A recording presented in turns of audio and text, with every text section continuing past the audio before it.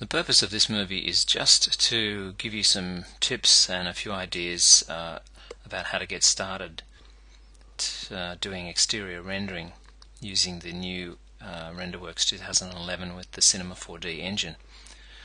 We'll begin by switching to a layer that has a little model on it, and this layer is going to render when I switch to it. And we're going to have a quick look at this and just pick out the problems with it. Firstly, there's no environment lighting, which means that we're just getting light from the sun, so there's no definition in these areas up under the eaves. There's no reflecting light. The shadows are all hard. If you look at the shadows around as they get further from objects, they're still crisp. You'll see here the shadows from the tree. There's no sky in here. It's kind of a bit lifeless. Just to digress for a moment, the rendering mode that I'm using here is custom RenderWorks, but it is essentially fast RenderWorks with anti-aliasing turned on. So let me just show you that setting first. And this is what you can use to do all the test renders with. Just go to custom RenderWorks options, and you can set all of these on low except for anti-aliasing, and then you need to turn this on here. Anti-aliasing doesn't slow things down very much, but it does improve the render. You don't get those sort of jagged edges along these lines that aren't quite horizontal. Blurriness is one thing that really does slow down a render, so be aware of that if you apply blurriness in any of your textures. Alright, so they're the settings that we're using in this little movie.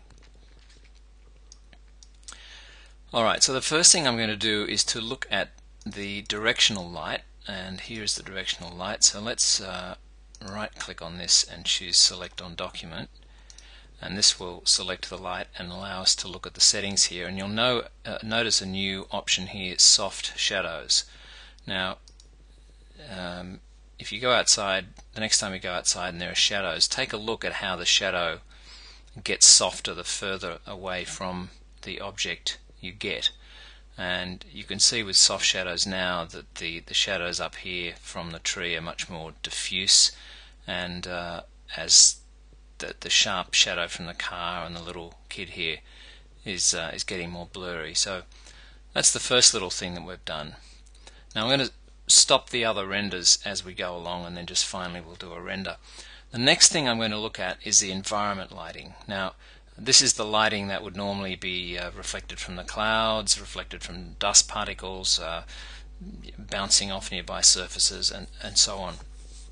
And we use a thing called an HDRI image to project this. And this is essentially like putting the model inside a dome, and then the whole roof of the dome is kind of emitting light all over the place. And some HDRIs will have a sky mapped onto them, and the brighter parts of the sky will emit more light than the darker parts of the sky.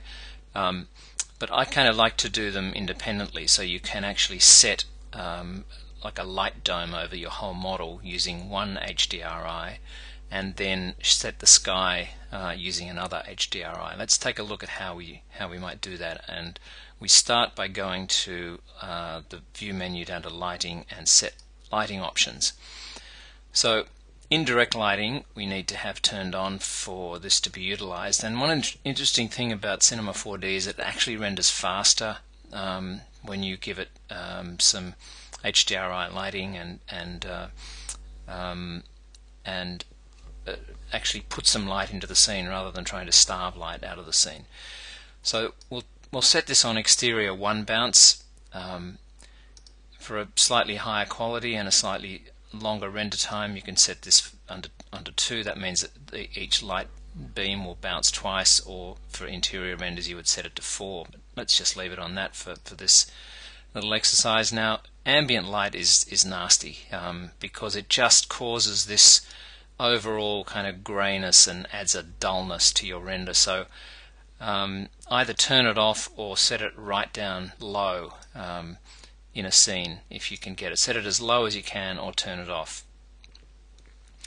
Now the next thing is the environment lighting, the HDRI, and the one I like to use for this is HDRI white. You'll find that further down the list when you first choose it. It's actually in this file, which is why it's at the top.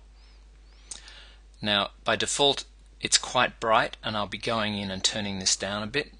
So that's setting the environment lighting, and the next thing I need to do is to set the background, and I'll do that in the navigation palette here. Switch to the Layers tab, right click on this layer that's active and click Edit, and here we want to choose HDRI Sky Day Partly Cloudy, and you'll notice that there are some other ones here, mostly cloudy, mostly sunny, overcast, sunrise, sunset, and so on.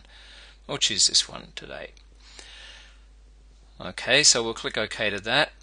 Now the final thing we need to do is to just edit the brightness of that HDRI.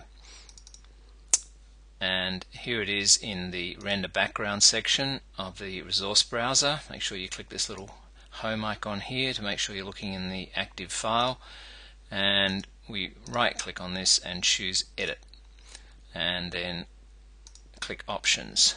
Now by default this will be set to 100 and this will be set to 100, so we want to crank this right back to about 10%. That's enough from this white light here. I think it gives enough brightness. And the saturation, now this is probably not so important with a white light, but when you have a blue sky, these HDRIs are generally set at 100%, and what that will cause is that the blueness from the sky will affect the color of things on the ground, and generally that's not something that happens in reality unless you're talking about water. So with a colorless HDRI like this one, 50% is okay. When you have color in your HDRI environment lighting, then you probably want to knock the saturation down. Okay, so we'll click OK to that, and we're just about ready to go. So we'll click OK to that, and we'll roll this up, and we'll get a rendering underway by just either by double clicking our saved view, or we can go up to the little render menu up here and choose Custom RenderWorks again, and it's going to re-render the scene. And you'll actually see this is quite fast. So this is the indirect lighting getting assessed, and then once that's been done, the render will come through.